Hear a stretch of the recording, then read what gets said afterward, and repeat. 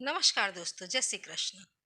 आज हम बात करेंगे दोस्तों कि वो कौन से 5 काम हैं जिनको नहीं करने से घर में सुख, समृद्धि का वास होता है, धन आता है और हर कार्य में सफलता हासिल होती है।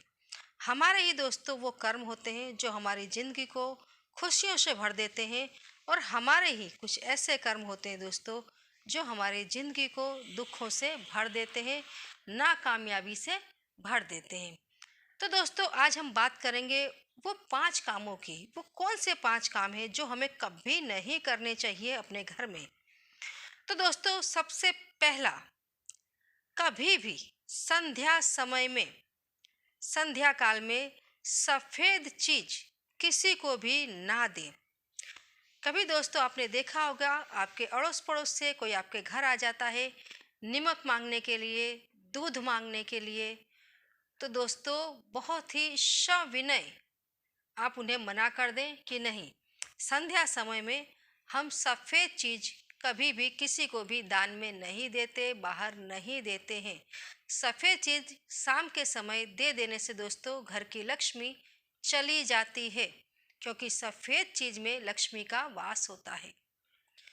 दूसरी बात दोस्तों, संध्या समय, शाम के समय, दिया बत्ती के समय यदि कोई व्यक्ति आपके पास पैसे उधार लेने के लिए आता है तो उसे आप विनय पूर्वक मना करें। दिया बत्ती के समय कभी भी किसी को भी पैसे उधार ना दें और ना ही किसी का बिल चुकते करें। कोई भी चीज, जैसे आप कहीं से दूध ले रहे हैं, कहीं से और कोई आपने सामान ले रखा है और वो व्यक्ति आपके पास शाम के समय आया है पैसे लेने के लिए, तो उसे आप विनय पूर्वक मना करें कि संध्या समय हम किसी को भी पैसे नहीं देते हैं। आप वही पैसे दूसरे दिन उन्हें सुबह के समय लौटाएं। संध्या समय घर से यदि लक्ष्मी जाती है तो बहुत ही अपशुकन होता है। संध्या समय ऐसा होता है दोस्तों दिया बत्ती का, जब आपके घर में लक्ष्मी आनी चाहिए, जानी नहीं चाहिए। तीसरी बात दोस्तों, संध्या समय एक ऐसा समय होता है जब आपका कहा सही हो जाता है। कितनी बार दोस्तों ब्रह्म मुहूर्त है, संध्या समय है और पूजा करके जब आप उठते हैं उस समय कभी भी दोस्तों अपशब्द ना बोलें। आपके कहे गए अपशब्द, आपके अंदर से निकली हुई बात कितनी बार सही साबित हो जाती है। तो जब भी संध्या समय हो, दिया बत्ती आपने अपने घर में की हो, तो हमेशा ध्यान रखें कि घर का माहौल खुशी से भरपूर होना चाहिए। घर में हंसी खुशी होनी चाहिए, ना कि घर में लड़ाई झगड़ा हो, कलह हो। संध्या समय, दिया बत्ती के समय यदि आपके घर में लड़ाई झगड़ा होता है, कलह हो रहा है, एक दूसरे के लिए यदि आप अपशब्द बोलते हैं, तो वो आप ही को भुगतना पड़ता है।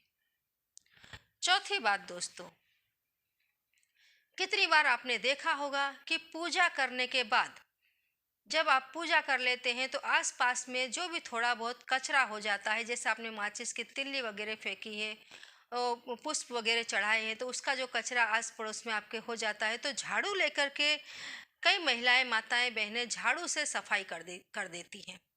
तो कभी भी पूजा पूरी होने के बाद, पूजा से उठने के बाद पूजा स्थान में या घर में कभी भी झाड़ू ना लगाएं। झाड़ू लगाने से दोस्तों घर की दरिद्रता जाती है। जब आप पूजा करके उठते हैं उस समय आपके घर में पॉजिटिविटी का वास होता है। देवी देवताओं की शक्ति आपके घर में बिखरी हुई होती है। कभी भी उस समय झाड़ू ना लगाएं। मंदिर से आकर के या पूजा से उठ करके कभी भी हाथ पैर ना धोएं। पूजा स्थान में या मंदिर में जो भी आपके मस्तक पर तिलक लगाया गया हो उसे तात्कालिक कभी भी धोए नहीं, उसे कुछ देर के लिए वैसा ही रहने दें। पूजा स्थान में जो भी आपने कपड़े पहन करके जो भी पूजा की हो, पूजा से उठने के तुरंत बाद उन कपड़ों को धोने में ना डालें। इन चीज़ों का दोस्तों बहुत बहुत ध्यान रखें। ऐसा करने से घर की लक्ष्मी चली जाती है और घर के जो देवी देवता है उनकी शक्ति खत्म हो जाती है। पांचवा काम दोस्तों, आपने सुना होगा मेहमान भगवान का रूप होते हैं। आपके घर में आया हुआ कोई भी व्यक्ति, मेहमान, कभी भी आपके घर से दुखी होकर के ना जाए, इसका आप हमेशा ध्यान रखें। आपके घर से आपकी माता, बहन, बेटी कभी भी रो करके वापस ना जाए, इस चीज़ का आप पूरा पूरा ध्यान रखें। घर में आए मेहमान का दोस्तों हमेशा आदर सत्कार करें और पूरे पूरे रिस्पेक्ट के साथ आप उनके साथ बिहेव करें। घर में आया हुआ मेहमान यदि खुश होकर के आपके घर से जाता है तो दुआएं दे करके जाता है।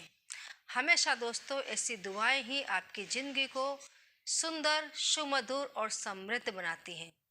तो कोशिश करें कि सदैव आपके घर का मेहमान खुश होकर के आपके घर से जाए, ना कि दुखी होकर के। इन 5 चीज़ों का दोस्तों हमेशा ध्यान रखें, हमेशा ध्यान रखें।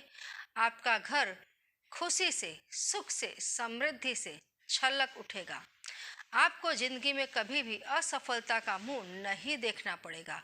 बहुत छोटी छोटी बातें हैं लेकिन बहुत ज़रूरी बातें हैं। तो करते रहें दोस्तों, खुश रहें। ये सब कुछ करने में कहीं कोई तकलीफ पड़ती है, कोई ऐसी बात हो जो आपकी समझ में ना आ रही हो, तो पूछे अवश्य। करते रहें, खुश रहें।